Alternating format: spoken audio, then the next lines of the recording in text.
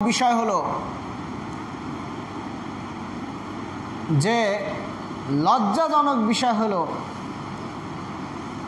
যে মুসলমানিত্বের দাবি আমাদের আছে, যে ইমানের দাবি আমাদের আছে, যে ইমানের দাবিতে আমরা মসজিদে সমবেত হয়েছি, কিন্তু সেই 90% ইমানদার এদেশে থাকা অবস্থায় আজকে এদেশ করোনার মহামারীর চেয়ে ধর্ষণের মহামারী বেশি ভয়ঙ্কর রূপ ধারণ করেছে। আপনারা কি এই খবর জানেন? আপনারা জানেন না যে করোনার মহামারীর চেয়ে ধর্ষণ নামক গজব মহামারী সেটা আমাদের দেশে বর্তমান সময়ে ভয়ঙ্কর রূপ ধারণ করেছে। কোন দর্শন? যেই দর্শনের বিরুদ্ধে আমরা এ জাতির সূর্য সন্তানেরা নিজেদের জীবন দিয়ে রক্ত দিয়ে এ দেশকে পাকিস্তানি আধিপত্যবাদ থেকে, এই শোষক হানাদার বাহিনীর হাত থেকে এই দেশকে মুক্ত করেছিল। এ খবর কি আপনারা জানেন? জানেন না? জানলে একটু কথা বললেন। আমাদের এই চুপ থাকা আজকের এই জাতির একমাত্র ধ্বংসের কারণ আমাদের এই চুপ থাকা। আমরা একজন বোবা শয়তানের রূপ ধারণ করেছি।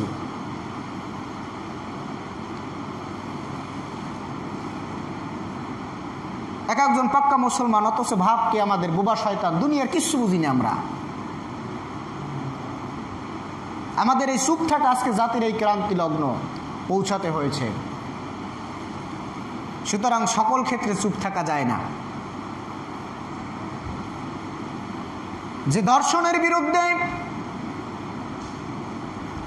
যে শোষণের বিরুদ্ধে এদেশের মানুষ যুদ্ধ করে, জীবন দিয়ে, রক্ত দিয়ে স্বাধীনতা অর্জন করেছে, কিন্তু স্বাধীনতার এই 50 বছরে সেই ধর্ষণ, সেই শোষণ আজও বাংলার জমিনে কায়েম আছে, নাই? তাহলে যারা দেশের জন্য জীবন দিলেন, তারা কি এই বাংলাদেশের জন্য জীবন দিয়েছে? তারা কি এই বাংলাদেশের জন্য জীবন দিয়েছে? তারা তো জীবন দিয়েছে ওই বাংলাদেশের স্বপ্ন দেখে, যে বাংলাদেশে ধর্ষণ থাকবে না, যে বাংলাদেশে মা বোনদের নিরাপত্তা থাকবে, যে বাংলাদেশে শোষণ থাকবে না, জুলুম থাকবে না, নির্যাতন থাকবে না, মানুষের বাক স্বাধীনতা থাকবে, মানুষের চলার বলার স্বাধীনতা থাকবে, মানুষের বিচার পাওয়ার অধিকার থাকবে। ঠিক কিনা? মানুষের যত মৌলিক অধিকারগুলো রয়েছে, ভোটাধিকার রয়েছে, মানুষের খাদ্য বস্ত্রের অধিকার রয়েছে, শিক্ষার সুশিক্ষার অধিকার রয়েছে, সেই অধিকার আদায়ের জন্য তারা জীবন দিয়েছে। তাদেরকে সেই অধিকারে কম দেওয়া হয়েছিল, কিন্তু আজকে মনে হচ্ছে যেন তাদের চেয়েও কম দেওয়া হচ্ছে। আমার বলে, আপনারা কি বোঝেন আমি বলতে পারি না, কিন্তু আমার গবেষণা বলে যে তাদের চেয়েও কম দেওয়া হচ্ছে আজকে বাংলাদেশের মানুষকে অধিকার। তার মানে আমরা পাকিস্তানি হানাদারদেরকে এদেশ থেকে বিতাড়িত করতে পারলেও মানুষরূপী হায়নাদের এদেশ থেকে আমরা বিতাড়িত করতে পারি নাই। মানবতার লেবাসদারি, মানবতার মুখোশধারী সেই স্বৈর শাসক, ওই আইয়ুব খানের স্বৈর শাসকের মতো স্বৈর শাসকেরাই এ দেশকে পর এই 50 বছর ধরে দর্শন করে আসছে। আমরা আসলে প্রকৃতপক্ষে মুক্তি পাই নাই। প্রিয় হাজিরিন আমার, মুক্তি কোথায়? এই মুক্তি কোথায়? কোন পথে গেলে আমাদের মুক্তি মিলবে? কোন পথে গেলে আমরা আমাদের প্রকৃত স্বাধীনতা, আমাদের সার্বভৌমত্ব, আমাদের মা বোনদের ইজ্জত, আমাদের সমস্ত মৌলিক অধিকারগুলো ফিরে পাব? সেই দিকটি আমাদের সকলের জানা এবং আমাদের সকলেরই হৃদয়ের সেই দৃষ্টির প্রতি সেই দিনের প্রতি, সেই জীবন বিধানের প্রতি আমাদের সকলের মনের মধ্যে মায়া রয়েছে, মমতা রয়েছে, আমাদের রয়েছে সেই দিনের প্রতি ভালোবাসা, আছে না? যে পথে মুক্তি সেই পথের প্রতি আমাদের ব্যাপক ভালোবাসা রয়েছে। কিন্তু সমস্যা হলো আমরা শুধু ভালোই বাসি। আজকে যদি বলা হয়, আমি টোটালি একথা বলতে চাই যে মানবতার একমাত্র মুক্তি হচ্ছে মুহাম্মদ সাল্লাল্লাহু আলাইহি ওয়াসাল্লামের নির্দেশিত পথে। রাসূল করিম সাল্লাল্লাহু আলাইহি ওয়াসাল্লামের আদর্শই হচ্ছে মানুষের মুক্তির আদর্শ, মানুষের মুক্তির পথ, মানুষের সফলতার পথ। মানুষ, তার অবহেলিত মানুষ, অধিকার বঞ্চিত মানুষ, তার অধিকার ফিরে পেতে হলে মুহাম্মদ সাল্লাল্লাহু আলাইহি ওয়াসাল্লামের আদর্শকে প্রতিষ্ঠা করা ছাড়া বিকল্প কোনো পদ্ধতি নাই। তাহলে আজকে যদি আমার এই বাংলাদেশে কোটি মানুষকে একত্রিত করে সেখানে বলা হয় যে আপনারা কি এই দেশ ইসলামী হুকুমাত অনুযায়ী চলুক, আপনারা কি চান? এই 1 কোটির মধ্যে একজনও পাওয়া যাবে না যে বলবে যে না আমি ইসলামী আইন চাই না। পাওয়া যাবে? পাওয়া যাবে? পাওয়া যাবে না। কারণ আমরা সবাই চাই যে ইসলাম দ্বারা, কোরআন দ্বারা এই দেশ চলুক, এটা আমরা সবাই চাই। কিন্তু সমস্যা কোথায়? আমরা যারা চাই তারা সংখ্যায়ও কি বেশি না কম? বেশি। তারপরও আমরা ধর্ষিত কেন? কারণ ধর্ষিত বলছি কেন, আমরা ধর্ষিত বলছি কেন? সিলেটের এমসি কলেজে যে মাকে ধর্ষণ করা হয়েছে, যে বোনকে ধর্ষণ করা হয়েছে, প্রকৃতপক্ষে তাকে ধর্ষণ করা হয়নি। এদেশের স্বাধীনতাকে দর্শন করা হয়েছে, এদেশের মানবতাকে দর্শন করা হয়েছে। স্বামীকে বেঁধে রেখে যদি স্বাধীন দেশে স্ত্রীকে লাগাতার ধর্ষণ করা হয়, তাহলে সেই ধর্ষণ কি খালি ওই মহিলাকে করা হয় না, এদেশের স্বাধীনতাকামী হাজারো কোটি জনতাকে করা হয়। আজকে নোয়াখালীতে পৈশাচিকভাবে এক মহিলাকে উলঙ্গ করে ভিডিও ধারণ করে তাকে এমনভাবে নির্যাতন করা হয়েছে যেগুলো পশুতেও করে না। পশুর থেকেও হার মানিয়েছে এই পশুরা, এরা পশুর চেয়েও নিকৃষ্ট। প্রিয় হাজরিন, এরা কারা? সব পাবেন। এরা কারা? সব পাবেন। আর আপনারা জানেন যে এরা কারা। মুখে এদের খুব চেতনার বলি, মুখে এদের স্বাধীনতার গান, কিন্তু এদের কর্মকাণ্ডই হচ্ছে স্বাধীনতা বিরোধী। দেশের মানুষের স্বাধীনতাকে হরণ করাই হচ্ছে এদের মূল কর্মকাণ্ড। এগুলো হচ্ছে তিক্ত সত্য কথা। সহ্য করতে পারলে করেন, না করতে পারলে আমার কিছু করার নেই। এগুলো হচ্ছে তিক্ত সত্য কথা।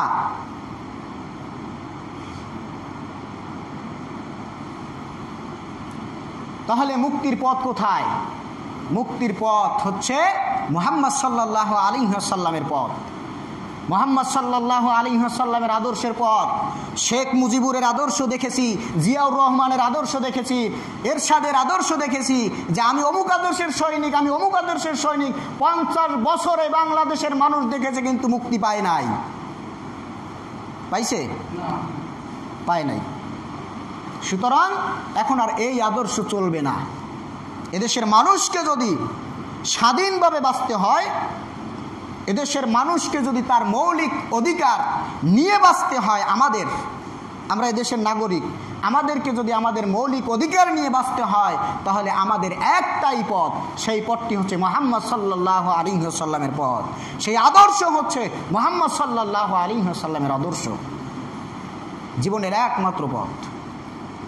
আর এখনই সময় সেই আদর্শকে বাস্তবায়ন করার।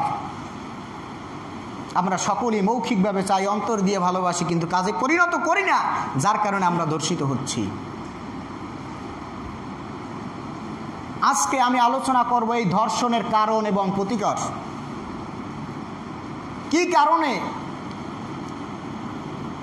একটি স্বাধীন সার্বভৌম দেশে সেই দেশের নাগরিকের মাধ্যমেই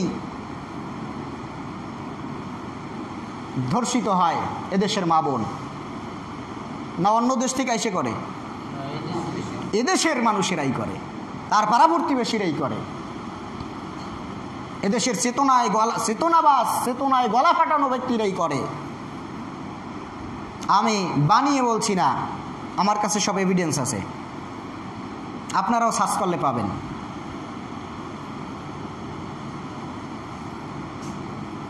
প্রিয় হাজিরিন আমার, আল্লাহ পাক রব্বুল আলামিনের দেওয়া জীবন বিধান থেকে আমরা আমাদের মুখ ফিরিয়ে নেওয়ার কারণে রাসূল করিম সাল্লাল্লাহু আলাইহি ওয়াসাল্লামের আদর্শকে শুধু মুখে আর বুকে ধারণ করার মাধ্যমে, কিন্তু বাস্তবায়িত না করার কারণে আজকে আমরা শোষিত, আজকে আমরা নির্যাতিত, আজকে আমরা নিপীড়িত। আজকে যারা এই কথাগুলো বলবে তারাই নির্যাতিত, তারাই নিপীড়িত। তাদেরকে ডান্ডা বেরি পরানো হয়, তাদেরকে ফাঁসি দেওয়া হয়, তাদেরকে ধরে ধরে ক্রস ফায়ার দেওয়া হয়। অথচ যারা স্বাধীনতার এই 50 বছরে এদেশের মানুষের পর্যায়ক্রমে এদেশের মানুষের স্বাধীনতাকে হরণ করে আসছে, যাদের পৃষ্ঠপোষকতায় এদেশের অসংখ্য অগণিত মা বোনের ইজ্জত লুণ্ঠিত হয়েছে, এদেশের অসংখ্য অগণিত মানুষের অধিকারকে হরণ করা হয়েছে, সেই মানুষগুলোকে কিছুই বলা হয় না, তাদেরকে দেওয়া হয় পুরস্কার। তাদেরকে কি দেওয়া হয়? পুরস্কার। আমার আপনার টাকায় তাদেরকে পুরস্কারিত করা হয়। আজকে যদি আমরা না জাগি, আজকে যদি এই তাওহীদি জনতা যারা একমাত্র আল্লাহ পাক রব্বুল আলামিনের আনুগত্য করে, একমাত্র আল্লাহ তাআলাকে লা ইলাহা ইল্লাল্লাহ বলে, লা ইলাহা ইল্লাল্লাহর দাবিদার, একমাত্র আল্লাহকে উপাস্য মানা, একমাত্র আল্লাহ পাক রব্বুল আলামিনকে ইবাদতকারী, ইবাদত পাওয়ার যোগ্য হিসাবে মনে করা, এই মানুষেরা যদি আজকে না জাগে, এই মুসলমানেরা যদি আজকে না জাগে, এই 90% মুসলমানের যদি ঘুম আজকে না ভাঙে, তাহলে এই দাসত্বের শৃঙ্খল ভাঙ্গা সম্ভব নয়। এই দাসত্বের শৃঙ্খল ভাঙ্গা সম্ভব নয়। আমাদেরকে এই দাসত্বের বেরি পরেই কবরে যাওয়া লাগবে। আর যদি এই দাসত্বের বেরি পরে, এই জাহিলিয়াতের দাসত্ব করে মরেন, আমার মৃত্যু যদি এই জাহিলিয়াতের দাসত্ব করা অবস্থায় হয়, তাহলে কিয়ামতের ময়দানে কিয়ামত পর্যন্ত যাওয়া লাগবে না। কবরে রাখার সাথে সাথেই আমার উপর জাহান্নামের কঠিন আযাব নেমে আসবে। সুতরাং আমরা এই দুনিয়ার এই নরপশুদের আযাব থেকেও মুক্তি চাই এবং কঠিন কিয়ামতের ময়দানে আল্লাহ পাক রব্বুল আলামিনের কঠিন শাস্তি থেকেও আমরা বাঁচতে চাই। দুনিয়া থেকে, দুনিয়ার এই নরপশুদের হাত থেকে বাঁচতে হলেও যে পথ, কঠিন কিয়ামতের ময়দানে জাহান্নামের আগুন থেকে বাঁচার সেই একই পথ। পথের কোনো ভিন্নতা নাই, শুধু দরকার আমার আপনার মত ঠিক করে পথ চলা। এখন আর আমি আপনাদেরকে অনুরোধ করছি, কারো গোলামি করার সময় কিন্তু এখন নাই। এখন কিন্তু ঘুম ভাঙার সময়, এখন জেগে ওঠার সময়। এখন যদি মুসলমান আমরা না জাগতে পারি, তাহলে কাফের অবস্থায় আমাদেরকে মরতে হবে। সুতরাং আগামীর পৃথিবী ইসলামের পৃথিবী। আমি যদি সেই ইসলামী পৃথিবীর আগামী মুসলমানের ভবিষ্যৎ গড়ার একজন কর্মী না হতে পারি, তাহলে দুনিয়ার মানুষের জন্য কোনো আফসোস নাই, আপনার জন্য আফসোস। আপনি জাহান্নামী হয়ে যাবেন, আপনি ধ্বংস হয়ে যাবেন। দুনিয়ার মানুষের কিছু হবে না, আমি ব্যর্থ হয়ে যাব। কারণ আমি ইসলামের জন্য, দ্বীনের জন্য, মুহাম্মদ সাল্লাল্লাহু আলাইহি ওয়াসাল্লামের আদর্শকে প্রতিষ্ঠিত করার জন্য আমার কোনো ভূমিকা ছিল না। যার আদর্শকে গড়ার পক্ষে আমার কোনো ভূমিকা ছিল না, আমাকে যদি তার আদর্শে কবরে রাখা হয় বিসমিল্লাহি ওয়া আলা মিল্লাতি রাসূলিল্লাহ, তাহলে আমি একেবারে তার সৈনিক হয়ে যাব, তাই না? এগুরে বালি। সুতরাং আমি আপনাদেরকে আহ্বান জানাবো, ইসলামের পৃথিবী গড়ার, আগামী দিনের মুসলমানের ভবিষ্যৎ গড়ার একজন কর্মী হিসাবে নিজেকে এখনই নিয়োগ করুন। এখনই নিয়োগ করুন। স্ব স্থান থেকে আপনাকে কেউ দাওয়াত দিতে আসবে না। আপনি আপনাকে সেট করুন, আপনি আপনাকে ফিট করুন। যদি না করতে পারি আমি যদি আমাকে করতে না পারি, তাহলে আমার ব্যর্থতা, আর কারো নয়। আর এই ব্যর্থতা নিয়েই আমাকে মৃত্যুবরণ করতে হবে। আর এরকম মা বোনদের ইজ্জত, আজকে কি হয়েছে? নোয়াখালীতে এই ঘটনা ঘটেছে, আমার বোনের জন্য তো হয় নাই নাকি? সিলেটে ঘটেছে, আমার বোনের জন্য তো হয় নাই। এরকম এক সময় করতে করতে আমার বোন পর্যন্ত পৌঁছে যাবে, প্রতিবাদ করার ভাষা থাকবে না। সুতরাং এখনই জেগে ওঠার সময়। তাহলে আমরা দেখতে চাই যে দাবিগুলোকে নিয়ে স্বাধীনতা হলো, সেই দাবিগুলোর কতটা বাস্তবায়ন হয়েছে। আর আমরা যার স্বপ্নকে বাস্তবায়ন করতে চাই, আমরা কথায় কথায় বলি কি বঙ্গবন্ধু শেখ মুজিবুর রহমানের স্বপ্ন। আজকে যদি এই বাংলাদেশে যদি বঙ্গবন্ধু শেখ মুজিবুর রহমান থাকতেন, আত্মহত্যা করে মরতেন। অন্য কারো মারা লাগতো না, সে আত্মহত্যা করে মরত। কারণ তার সম্মানবোধ ছিল, তার ব্যক্তিত্ব ছিল, আর সেই ব্যক্তিত্বের তাড়নায় সে স্বাধীনতার যুদ্ধের ডাক দিয়েছিলেন। অন্য কোনো লোভ লালসায় নয়, ক্ষমতায় পাওয়ার জন্য নয়। এখন আমরা যারা তার বংশধর আছি, ক্ষমতা পাওয়ার জন্য সবকিছু বিসর্জন দিতে পারি। কিন্তু সে ব্যক্তি যদি ক্ষমতার জন্য সবকিছু বিসর্জন দিতেন, তাহলে ক্ষমতা পাইতেন। কিন্তু তিনি ক্ষমতা চান নাই, দেশের মানুষের মুক্তি চেয়েছেন। কারো অবৈধ দাসত্ব করে মরতে চান নাই। সুতরাং আমার মনে হয় যে এই বাংলায় যদি এই মহান ব্যক্তি থাকতেন, তাহলে তিনি আত্মহত্যা করতেন। কারণ তার লজ্জা ছিল। আমরা হয়েছি নির্লজ্জ, বেহায়া, আমাদের লজ্জা নাই। 3 দশক পর্যন্ত, 3 দশক কি ভুল, 90 থেকেই তো মনে হয় 3 দশক, আজকে 20 পর্যন্ত 3 দশক পর্যন্ত নারী নেতৃত্বে চলছে আমার এই দেশ, অথচ নারী নির্যাতন বন্ধ হয় নাই। হয়েছে না? আরো পর্যায়ক্রমে বাড়ছে। তাহলে আসুন আমরা একটু দেখি যে আসলে সমস্যা কোথায়। আমি ছোট মানুষ, সামান্যতম গবেষণা করে আমি যে কারণসমূহ পেয়েছি, যে ধর্ষণের মহামারীর যে কারণগুলো পেয়েছি, এর প্রত্যেকটা কারণের সাথে রাষ্ট্র জড়িত। তাহলে 1 নম্বরে যাদেরকে এই দায়ভার গ্রহণ করতে হবে, তারা হচ্ছে স্বাধীনতার পর থেকে আজ পর্যন্ত যারা এই দেশের শাসক ছিলেন, দায়িত্বশীল ছিলেন, তাদেরকে আজকের এই দিনের দায়ভার গ্রহণ করতে হবে। তাদের অযোগ্য, অদক্ষ দেশ পরিচালনার কারণেই আজ ধর্ষণপুরী হয়েছে আমার দেশ। কত বড় বেহায়া, নির্লজ্জ হলে একথা বলতে পারে একজন দেশের স্বনামধন্য দায়িত্বশীল একটা প্রশাসক, একজন স্বরাষ্ট্র মন্ত্রণালয়, একটা বিচার বিভাগের মূল, যে তার মুখ থেকে যদি একথা বের হয় যে পৃথিবীর অন্যান্য দেশেও ধর্ষণ হয়, তার মানে আমাদের দেশে ধর্ষণ হওয়াটা দোষের নয়। কত বড় নিকৃষ্ট কথা চিন্তা করতে পারেন। কত বড় বেহায়া হইলে এই কথা বলতে পারে।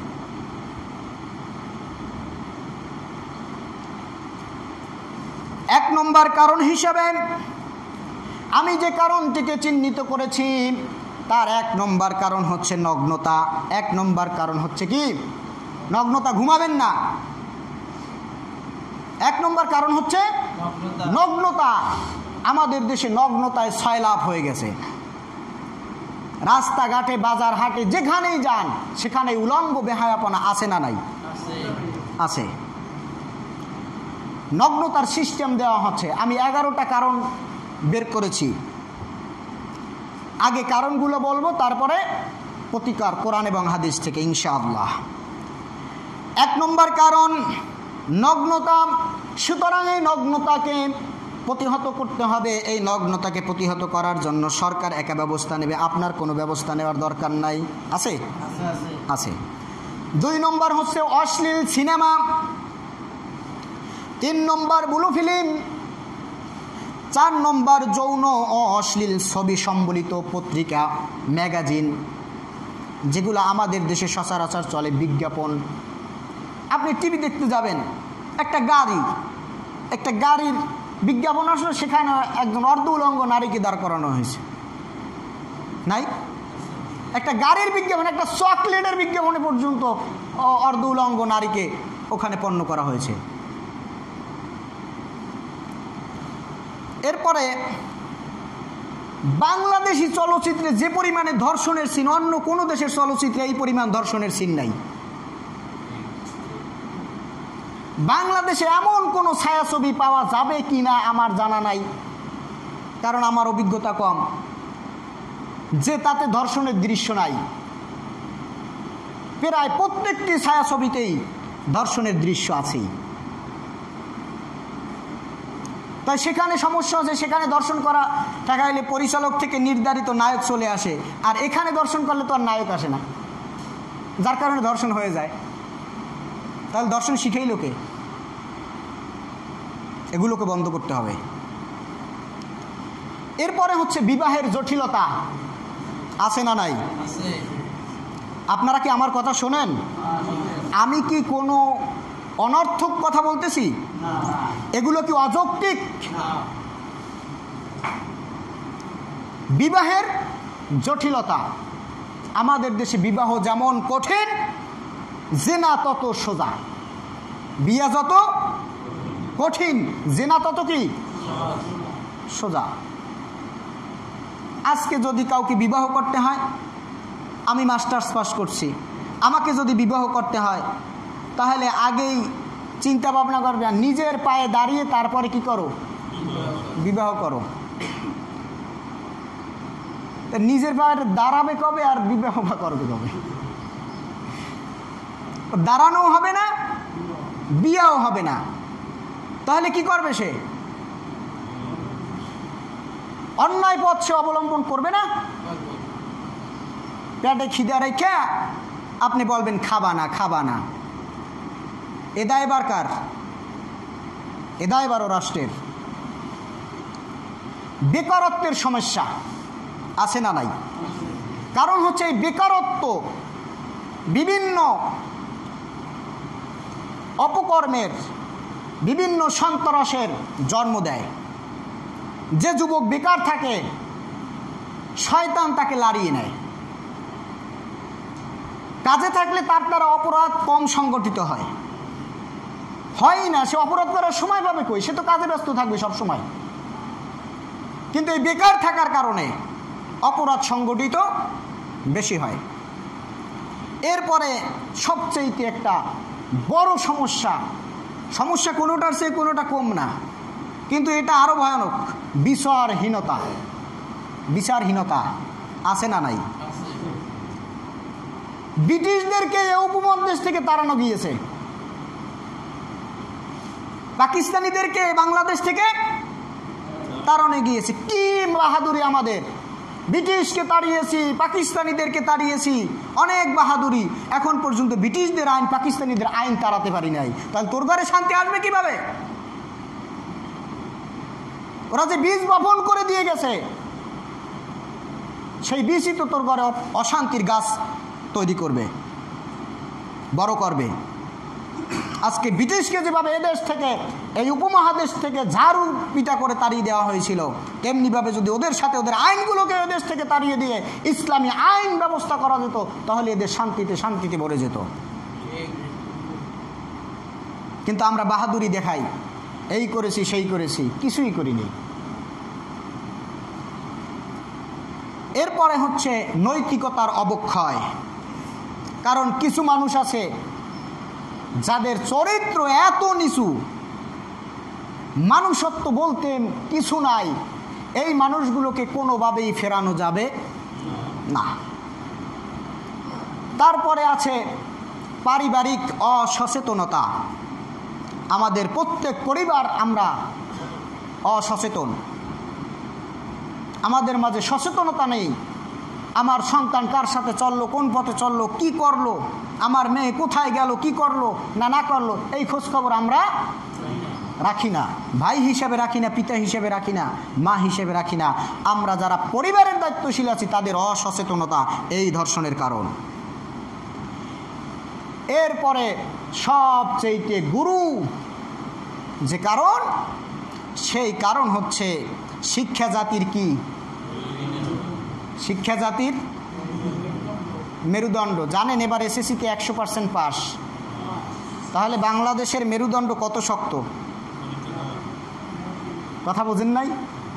তাহলে আমাদের মেরুদণ্ড কত শক্ত? 100% পাস, 85%, 70% আমাদের দেশে ধরতে গেলে 60%, এরকম কি এই পার্সেন্টেজে এরকম হচ্ছে আমরা শিক্ষিত মানুষ। তাহলে আমাদের মেরুদণ্ড কত শক্ত? তার মেরুদণ্ড শক্ত থাকলেই তো দর্শন বাড়ে।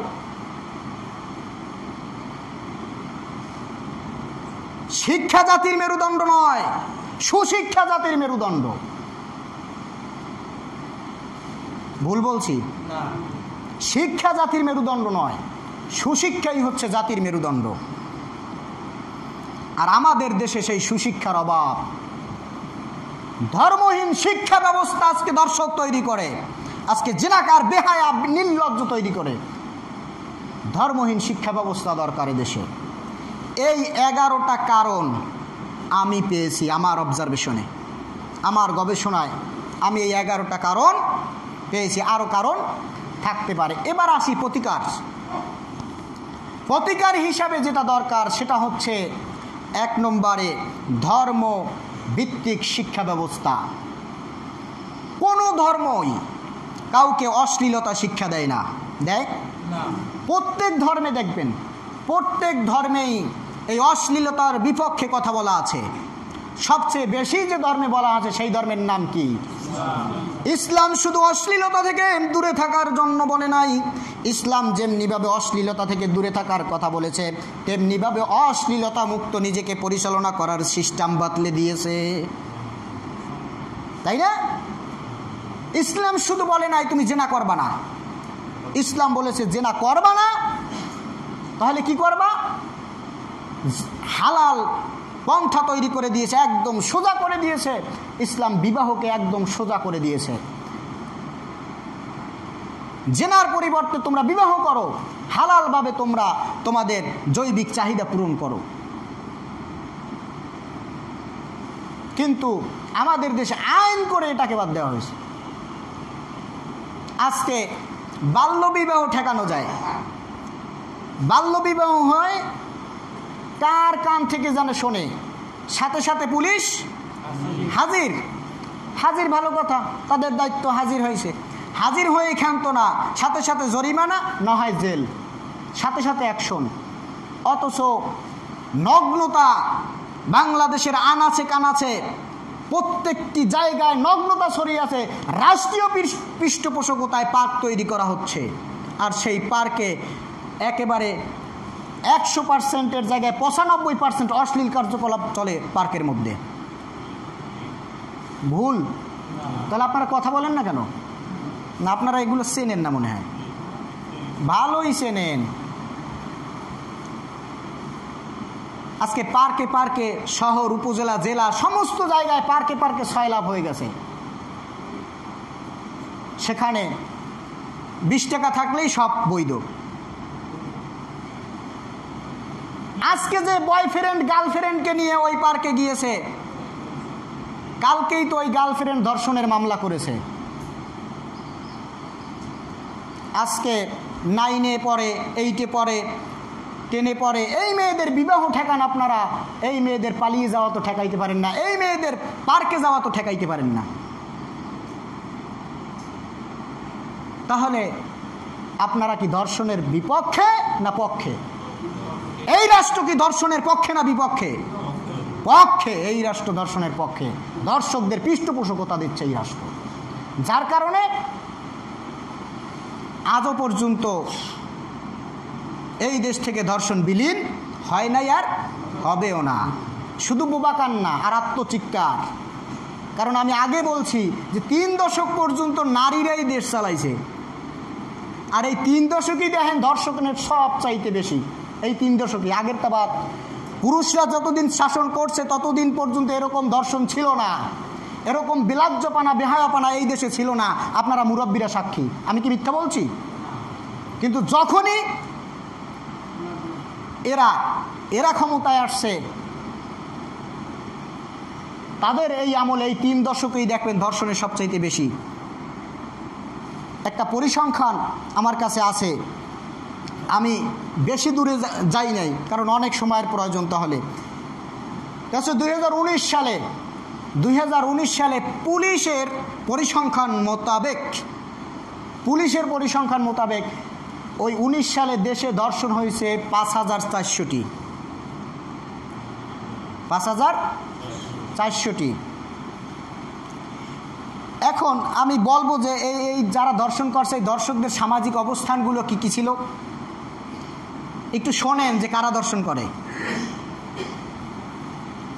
তাদের সামাজিক অবস্থান ছিল, ধনীদের অবস্থান ছিল শীর্ষে, 14.9% ছিল ধনী দর্শক।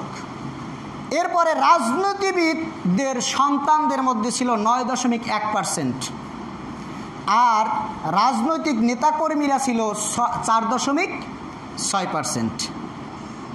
কথা বলছেন? এভাবে করে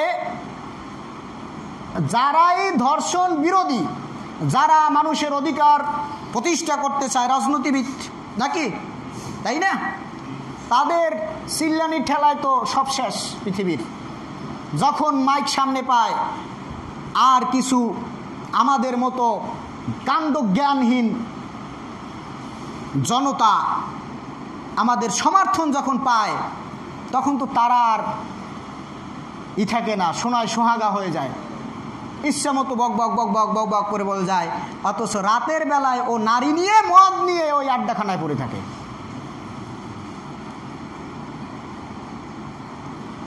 প্রিয় হাজিরিন আমার, তাহলে নগ্নতা বন্ধ করতে হবে, আর নগ্নতা বন্ধ করতে হলে ধর্মভিত্তিক শিক্ষা ব্যবস্থা, ইসলামী শিক্ষা ব্যবস্থা চালু করতে হবে।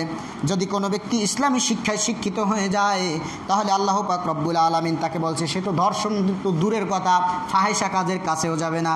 কেননা যখন সে স্কুলে যাবে, যখন সে কলেজে যাবে, যখন সে বিশ্ববিদ্যালয়ে যাবে, যখন সে মাদ্রাসায় যাবে, তার কানে কানে এই আয়াত ভেসে আসবে, সে এই আয়াতের তাফসির পড়বে।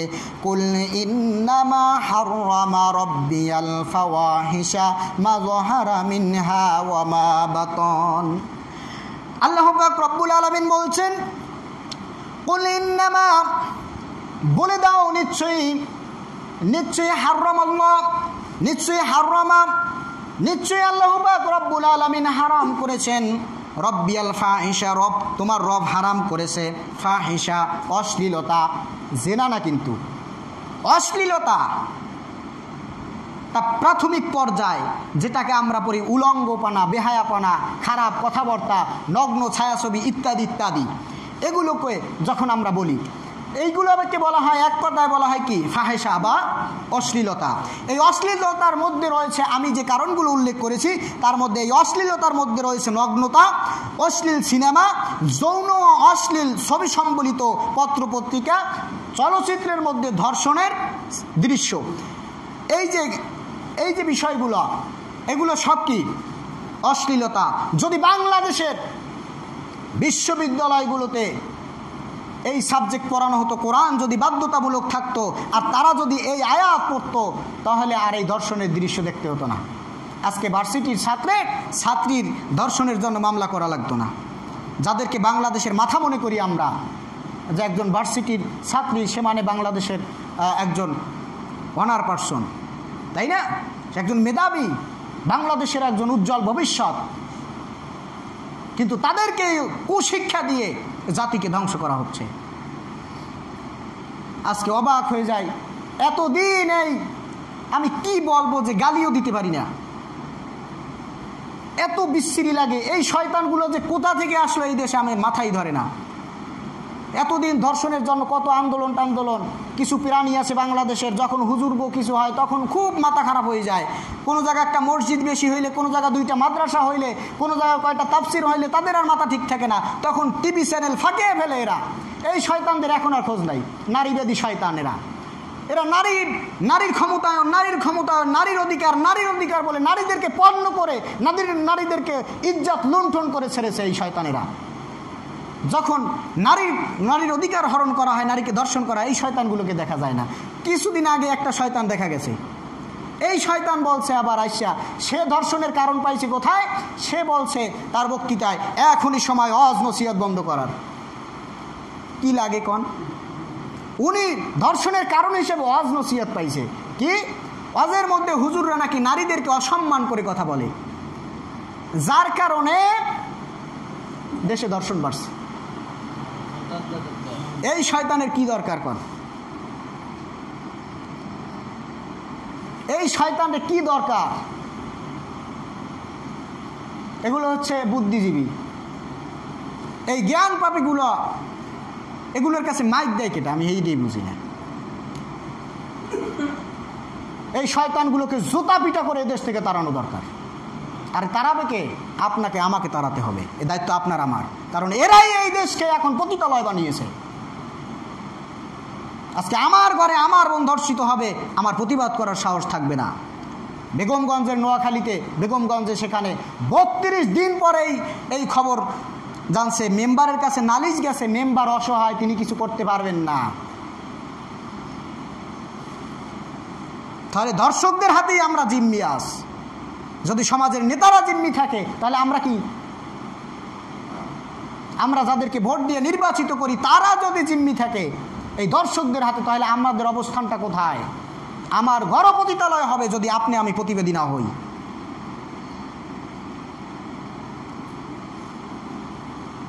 আজকে যদি বাংলাদেশ থেকে এই অশ্লীলতা, এই বেহায়াপনাকে নিষিদ্ধ করা হতো, অশ্লীল সিনেমাকে নিষিদ্ধ করা হতো, তাহলে আর বাংলাদেশের মানুষের এই দর্শন দৃশ্য, এই করুণ দৃশ্য দেখতে হতো না। আজকে যদি বাংলাদেশের বিচার ব্যবস্থায় পবিত্র কোরআনের একটা আয়াত থাকতো, আল্লাহ পাক রব্বুল আলামিন সূরা নূরের 2 নম্বর আয়াতে বলছেন, আয-যানিয়াতু ওয়াজ-যানি ফাজলিদু কুল্লা ওয়াহিদিম মিনহুমা মিয়াতা জালদা। আল্লাহ পাক রব্বুল আলামিন বলছে, জেনাকারিনী এবং জেনাকার মহিলা এবং পুরুষ উভয়কে প্রমাণিত হলে, ধর্ষণ বা জেনা করেছে এ কথা প্রমাণিত হলে তাদেরকে 100 বেত্রাঘাত করবে। কয়শো? 100। কিরকম বেত্রাঘাত? আল্লাহ বলছেন, ওয়ালা তাখাযকুম বিহিমা রাফাতু ফি দীনিল্লাহি ইন কুনতুম তু'মিনুনা বিল্লাহি ওয়াল ইয়াউমিল আখির। যে তোমরা যখন এই 100 বেত্রাঘাত দেবে, আল্লাহ তাআলার এই বিধানকে যখন তোমরা কার্যকর করবে, আল্লাহ পাক রব্বুল আলামিনের এই দণ্ডকে যখন তোমরা কার্যকর করবে, তখন যেন তোমাদের অন্তরে বিন্দু পরিমাণ স্বজন প্রীতি না থাকে। তোমাদের স্বজন প্রীতির কথা কেন বল? জানো, তোমাদের ভিতর দয়া না হয়, কোনো প্রকার দয়া চলবে না। সজোরে গায়ের সমস্ত শক্তিটুকু প্রয়োগ করে 100 বেত্রাঘাত দেবে, মরলে মরল, বাঁচলে বাঁচল। শুধু তাই নয়, লিয়াশহাদু আযাবাহুমা তাইফাতুম মিনাল মুমিনিন। আর এই যে শাস্তি প্রদান করবা, এই শাস্তি মুমিনদের একটি অংশ যেন এই শাস্তি দেখে, প্রত্যক্ষ করে। এই শাস্তি চলতেছে, এটা যেন লাইভ হয়। এটা কি হবে? সরাসরি মুমিনরা, পৃথিবীর মানুষেরা দেখবে যে এই হচ্ছে জেনার বিচার আর ধর্ষণের বিচার কি। জেনা বোঝেন? দুইজনের সম্মতিতে যদি করে, বিবাহিত না, অবিবাহিত নারী পুরুষ দুইজনে কি আছে? সম্মতি। আমাদের দেশে এটা আবার হালাল, এই জন্য পার্ক বানাই দিয়েছে সরকার, সিনেমা হল বানিয়ে দিয়েছে, বিভিন্ন টুরিস্ট প্লেস তৈরি করে দিয়েছে। সম্মতিতে হইলে হালাল। এর বিচার যদি হয় 100 বেত্রাঘাত, আর ধর্ষণের বিচার হয়েছে কি? তাদেরকে রজম করতে হবে, পাথর নিক্ষেপ করে একেবারে মৃত্যু পর্যন্ত তাদেরকে পাথর নিক্ষেপ করতে হবে, মৃত্যুদণ্ড ডাইরেক্ট। একটা কথা সোশ্যাল মিডিয়া ইদানিং ভাসতেছে, কথাটি কতটুকু সত্য বলতে পারি না, যদি হয় তাহলে আলহামদুলিল্লাহ, যে প্রধানমন্ত্রী নাকি বর্তমানে এই ধর্ষণের আইন হিসাবে মৃত্যুদণ্ড এটা নাকি সংসদে প্রস্তাবিত হবে। যদি হয় আলহামদুলিল্লাহ, আর সেটা করতে হবে সাথে সাথে, আমাদের দাবি থাকলো সেটা করতে হবে সাথে সাথে, জনসম্মুখে এই মৃত্যুদণ্ড কার্যকর করতে হবে। দেশের মানুষ দেখবেন শুধু ধর্ষণ নয়, যুবকদের স্বপ্নদোষও বন্ধ হয়ে যাবে যদি কোরআনের আইন বাস্তবায়িত হয়। আজকে দেশকে জাহান্নাম বানাই ফেলানো হয়েছে। প্রিয় হাজিরিন, আমি আর কথা বাড়াবো না, অনেক কথা ছিল, কিন্তু কি বলবো, এ কথা বলতে গেলে মাথা ঠিক থাকে না। আজকে যদি আমাদের বিবেক, জ্ঞান, বুদ্ধি সব কিছু, আমরা নীতি নৈতিকতা সব কিছু যদি পশুর মতো বিসর্জন দিয়ে ঘরে বসে থাকি, তাহলে আমাদের অবস্থাটা কি? আল্লাহ কেন আমাদেরকে মানুষ হিসেবে তৈরি করলেন? কেন আমাদেরকে খলিফা বানালেন? ফেরেশতারা কেন আমাদেরকে সেজদা দিল? আর আপনি আমি এত বিবেকহীন, বিবেক বর্জিত, নির্লজ্জ, বেহায়া, মানুষত্ব বলতে কিছু নাই আমাদের মধ্যে, এত নৈতিকতা অবক্ষয় আমাদের হয়েছে। সুতরাং আমি সকলকে আহ্বান জানাবো, যেগুলো আমাদের সাধ্যে রয়েছে, যে পারিবারিক সচেতনতা আমাদেরকে তৈরি করতে হবে। ধর্মীয় শিক্ষা রাষ্ট্র না দিলেও আমরা আমাদের পরিবারকে, আমাদের সন্তানদেরকে আমরা ধর্মীয় শিক্ষায় শিক্ষিত করব, তাদেরকে ধর্মীয় সিলেবাস আমরা বাড়িতে পড়াবো, এটা যেন আমাদের টার্গেট থাকে। এরপরে বেকারত্ব সমস্যা সমাধানের জন্য আমাদের ব্যক্তিগত উদ্যোগে বিভিন্ন কার্যক্রম, সমাজের যারা আমরা আছি তারাও বিভিন্ন রকমের কার্যক্রম হাতে নিতে পারি, নিতে চাইলে। শুধু সরকারের মাথার উপর চাপিয়ে দিয়ে বসে থাকবো না, আমরাই যেন আমাদের সমস্যাগুলো সমাধান করতে পারি। আমরা যদি আমাদের জায়গা থেকে এই সমস্যাগুলো সমাধানের, উত্তরণের পথ বের করি, তাহলে সেটা সরকারের জন্য সহায়ক হবে, ঠিক কিনা? সুতরাং আমরা আমাদের জায়গা থেকে সচেতন হব, আমরা আমাদের পরিবার পরিজন, আমরা আমাদের অঞ্চলকে, আমরা আমাদের এলাকাকে, আমরা আমাদের ওয়ার্ডকে সুসজ্জিত করব। এভাবে দেখতে দেখতে এক সময় দেখবেন আমার এই বাংলাদেশ সোনার বাংলাদেশ হয়ে গেছে। আল্লাহ পাক রব্বুল আলামিন আমাদেরকে সেই তৌফিক দান করুক। সুবহানাল্লাহ।